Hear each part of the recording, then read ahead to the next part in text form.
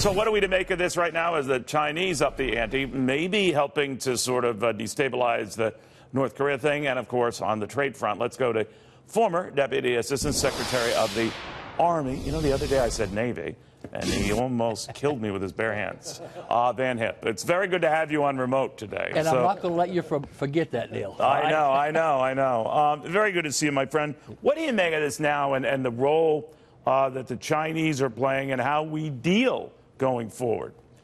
Well, the Chinese, it's no mistake, they're pulling the strings, and they're making the calls. But I think but this president, though, I like what he did today in terms of the tone of that letter, because he held out promise for the future.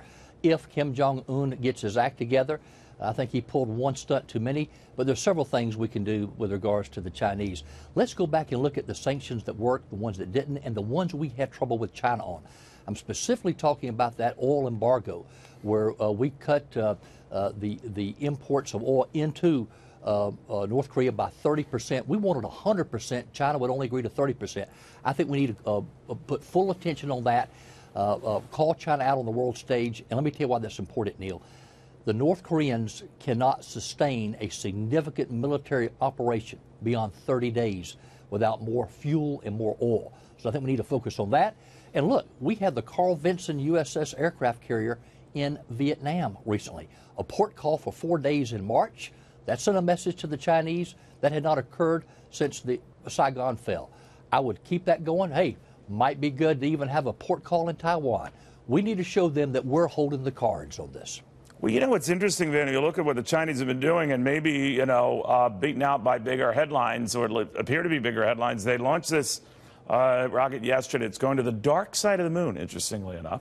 And they're dramatically beefing up their expenditures on space, they say for peaceful purposes. And once again, looking at these islands in the South China Sea and remilitarizing them, whatever you want to say, they take them and they're not making condos out of them. So all of this has been going on at a breakneck pace as they're working on this artificial intelligence government-sponsored program that in the next 5 years could eclipse anything the rest of the world and its countries are doing combined. That's a pretty aggressive posture. You are so right. And, Neil, this concerns me probably more than anything else. You can talk about artificial intelligence. To go along with that, quantum science. We're talking about computing, Neil, that is millions of times faster than we have here in this country right now. We're getting outspent 30-1 by China. North Korea has a quantum encryption device. Where did they get that? This is the great equalizer on the battlefield.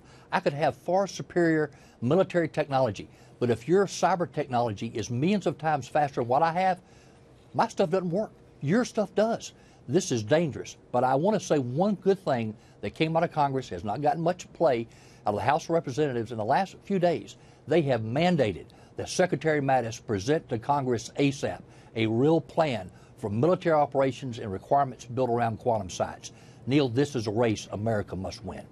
All right, real quickly then on the North Korean thing, do you think talks will be back on soon, or is this delayed substantially, and does it make a difference? Again, I like, the president left the door open. The ball's in Kim Jong-un's court. I did talk today to a very senior former intelligence official with our government who's studied North Korea for many years and been right about 95% of the time.